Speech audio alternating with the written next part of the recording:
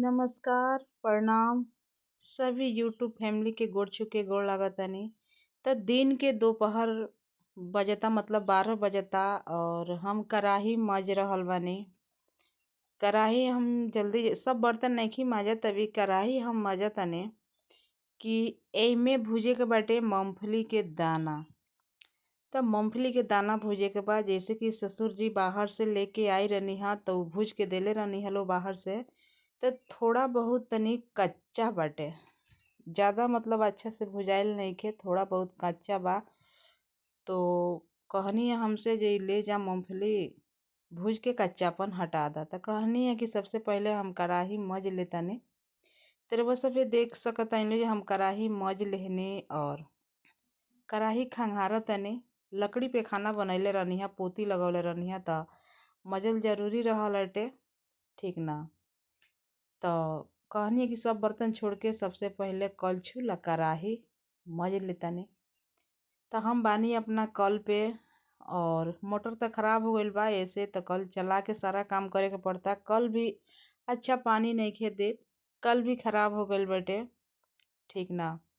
तब हम कढ़ाई लेके चलतनी अपने किचन के पास जहाँ हम गैस पे खाना बनावेनी। तो रउआ सभी देख सकतनी अभी एगो थरिया एइजा छूटल बाटे। त थरिया ले जाए खातिर हम आ गईनी, रउआ सभी देख सकताइन लो। थरिया हम ना लेके गईनी हा, भोर पड़ गईल हटे। त हम अब लेके चली एनी धो के और यहाँ पर देखी लो गिरल बाटे धान और बहुत सारा गर्दा बाटे। काहे से कि धान बेचाइला हमरी घरे। सासू माँ और ससुर जी धान बेचनी हलो दवरी करावे खातिर। धान बेच के तब दवरी भइला हमरी घरे। तो उहे भर ठेन भरला त हम कपड़ा के सहारे से पोछ देनी है, बाहर देनी है और हम गैस पर रखत तनी कढ़ाई, है ना। तो अब हम माचिस ढूंढत तनी कि माचिस कहाँ बा गैस धरावे खातिर। माचिस तो कहीं कहीं रख दे तनी, मिलते नइखे, लइका के डरे चोरा के रखत तनी। काहे से कि माचिस जो है देखत तहे से फाड़ देता, फाड़ के ताश बना लेता। तब माचिस हम डिब्बा में चुरा के रखले रहनी है लइके के डरे। त हम अब गैस धरावे जातानी। एमे भुजाई मूंगफली के दाना, ठीक ना। तो रउआ सभी देखी लो हम अब गैस धरा देनी और हमरा वीडियो में रउआ सभी लास्ट तक बना रहेम लोगिन और पूरा फुल वीडियो देखेम लो। और ई डलिया हटे हमार माई भेजले बड़ी हमके भुजा खाए खातिर। बहुत बढ़िया बढ़िया डलिया बिनेली, बूढ़ हो गईल बड़ी बाकी फिर भी बिनेली। तो उ 2 गो डलिया हमके भेजले रहली है। तो एगो डलिया तो रख देले बानी, लेकिन एगो ऊपर रखले बानी काम खातिर। तो यही रउआ लोग से देखौनी है, बहुत अच्छा लागता उ डलिया। तो रउआ सभी देख सकता इन लोग कि ई बाटे झीली में मूंगफली के गुद्दी। मूंगफली के दाना लोग कहेला, लेकिन हमनी के मूंगफली के गुद्दी कहनी जा, मूंगफली के दाना भी कहनी जा। तो ई बाटे मूंगफली के गुद्दी कढ़ाई में उझोल रहल बानी। और देखी लो ई पहले से भूजल हटे, लेकिन थोड़ा थोड़ा कांच बाटे तो वहाँ के अच्छा ना लगला। तो उ कहनी कि थोड़ा सा और गरम करके अच्छा से भूज डालो, ठीक ना। तो हम तनको अस्कतियनी है ना, कहनी कि जब खाही के बाटे तो जल्दी जल्दी उठ के हम वहाँ के भूज के दे दी। तो हम कढ़ाई गरम करके ओमे उझुल देले बानी। आ देखी लो हम चलावत कैसे बानी, त कलछुल के डंटी से, ठीक ना। छनावटा बाटे अभी, छोलनी भी बाटे तो भात में बाटे। खाना भी जैसे कि बर्तन पूरा धोले नहीं ना, तो ई बर्तन वही बा तो वही में भात बाटे। भाते में रखले बानी भात निकाले खातिर पलटा। तो रउआ सभी देख सकता इन लोग कि हम देखी लो एने के गैस हम खुले छोड़ देले बानी फूल से। महकता तो हम कहत हनी जे का महकताटे, आई भोर पर गई रहल हटे। तो देखी लो कितना अच्छा से हम भूजतनी कलछुल से, ठीक ना। कलछुल से भूजतनी, भुजा जाता अच्छा से। कढ़ाई के कबा खाली गरम करे के बाटे।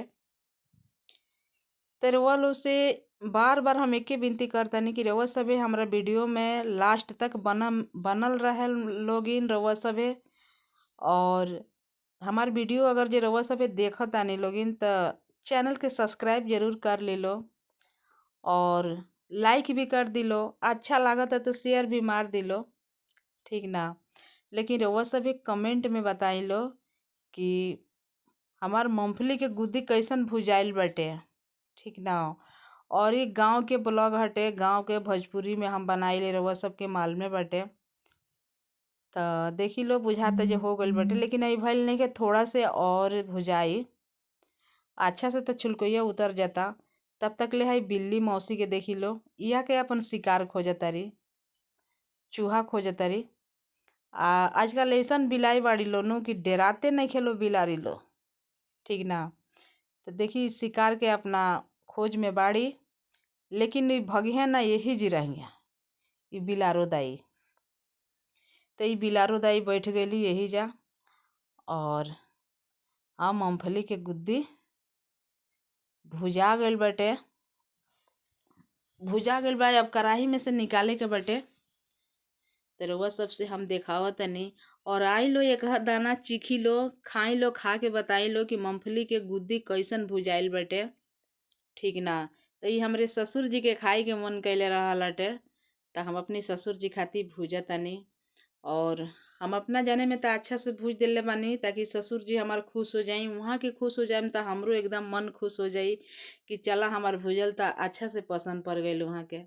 देखी लो फिर बिलारो ये महे जाता रही, बिलारो दाई, ठीक ना। तो भुजा गईल। पहले तो हमरा के चखे के बाटे, चोरा के चखे के बाकी कैसन भइल बाटे। तो ई कढ़ाई हम उतार के उन्हें साइड में रख देता ने, गरम बाटे अभी कढ़ाई। तो रउआ सबसे बतावत तनी हम चख के, तो वहाँ लोग के सामने तो ना, लेकिन 2 गो दाना एमे से जरूर हम निकालब। अब पहले टेस्ट करब जे कैसन भुजाइल बा कैसन ना। ताना के बाद से वहाँ के हम ले आके देम। तो ई गैस बाटे, ई गैस हम उठा के रख देतनी सिलेंडर पर। गैस अभी गर्मे बाटे, लेकिन उठा के रख देतनी सिलेंडर पर कि जगह ही खाली हो जाओ, बाहरे जारे में सही रही, ठीक ना। तो देखी लो हम रवलो से टेस्ट करके बताओ तनी। अब बहुत अच्छा भुजा गइल बाटे, ठीक ना। तो देखी लो हाथ में ले ले बानी कढ़ाई में, और रवा सबसे हम बतावत तनी कि कैसन लागत अटे कैसन ना। और वो सबे आई एक दाना चख के जाई। ज़्यादा हम नहीं निकालत, काहे से कि चिन्हा जाई। ज़्यादा निकालम तो कहम जो उतना देले रहनी है भई लगा, लेकिन थोड़ा से 2 गो दाना निकलले बानी, और ओकरा के मीस के छिलकोइया उतार लेनी। अब चख के बतावत तनी, बहुत बढ़िया भुजाइल बटे, और इतना स्वादिष्ट लागता ना जे का कहे के, बहुत अच्छा। तो अब हम लेके जातनी ससुर जी के पास। अब कहाँ रह मूंगफली भुजाई बानी, ससुर जी बैठल बानी, मूंगफली भुजाइलो ना में बानी हमार पड़ोसी का देख के इतना सुंदर भुजले बानी। वहाँ के बैठल बानी अम्मा जी के लगे और बाबूजी के लगे वो सारा में भुजा गइल बा हटे खूब हमारो बढ़िया। सारा। तो अब हम दे के चली आनी, और कढ़ाई लेके जाता नहीं हम कल पे रखे खातिर, काहे से कि डगरी पे धैले रहनी। अब तो मले धोए के टाइम होइए गइल बाटे, सब लोग खा पी लेम लो तो हम मलब धोअब बर्तन सर्तन। तो हम कढ़ाई कल पे रख के आ गई नी, और देखी लो कपड़ा है दे मशीनी पर सुखा के रख ले बनी। तो कपड़ा समेटे के बाटे हम दरवाजा लगाव तनी, काहे से कि ओने से धूप एकदम गैलरी में हमरा घुस गइल बाटे, ठीक ना। तो सबसे पहले कपड़ा हम समेट लेतनी, काहे से कि सब मशीनी पे गजाइल बाटे। हम कपड़ा भी नहीं सी पावत, कितना दिन से कपड़ा भी नहीं सी पावत, हमके तो टाइमे नहीं मिला। और हमरा मायके का साया ब्लाउज जाइल बाटे, वहीं पड़ल बाटे। सबके साया ब्लाउज सिया जाता, लेकिन हमारे मायके वाला अभी नहीं के सियाते। ही देखी लो साया सी के रखले रहनी, वही पर तेकरो के चपेट देतनी। और लइका बड़ा सा ना कि सब कपड़ा लिया के ही मशीने पर गाँच देता लो। तो रउआ सब देख सकत हैं कि मशीन पर से कपड़ा हम समेट के और लिया के रखब घर में। तो रउआ सब बना रहे लोगिन, और लास्ट तक वीडियो हमार देखी लो और सपोर्ट करी लो वीडियो का, काहे से कि रउआ सब लॉन्ग वीडियो नहीं खिलो देखत तो अच्छा नहीं के, लेकिन लॉन्ग वीडियो देखी लो। लॉन्ग वीडियो से ना कोई बढ़े, शॉर्ट वीडियो देखला से का फ़ायदा बाटे। शॉर्ट वीडियो तो सरका के देख ले लो, लेकिन लॉन्ग वीडियो एक बार वॉच करके बताई लो जरूर कमेंट बॉक्स में कि हमार वीडियो कैसन लागल हटे, ठीक ना। और थोड़ा भी कमी बेसी होई तो रउआ सब कमेंट बॉक्स में बताए लो, तो हम सुधारे की कोशिश करब कि रउआ लोग के अच्छा से अच्छा हम ब्लॉग लिया के दिखाएं, वो गांव देहात के, ठीक ना। जी गांव देहात के महिलाएं कैसे रहे लो, का काम करे नी लो तब रख